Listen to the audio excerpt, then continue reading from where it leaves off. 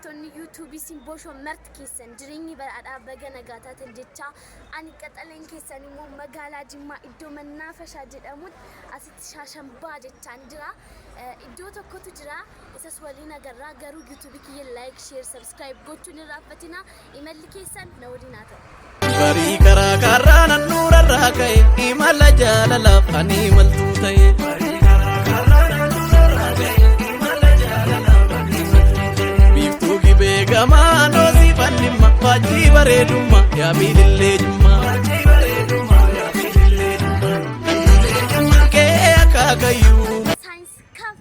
Kunoo bishaan isaas bakka itti bashannantan qabdu inni kun immoo kaaffee isaatii ilaalaa Jimmaa baay'ee namatti tola isinis dhuftanii akka daawwattan asumaan affeerraa isinii goona ammas yaa biilillee Jimmaa faajjii bareedummaa yaa biilillee Jimmaa kee akaakayyuu kan kee moggaasanii wal qixxeerraan darbee gibeesteetanii daawwachaan as ga'ee dachee arjaasanii hanqaatan as ga'ee si argaaf dhufe argaa kennarra'ee.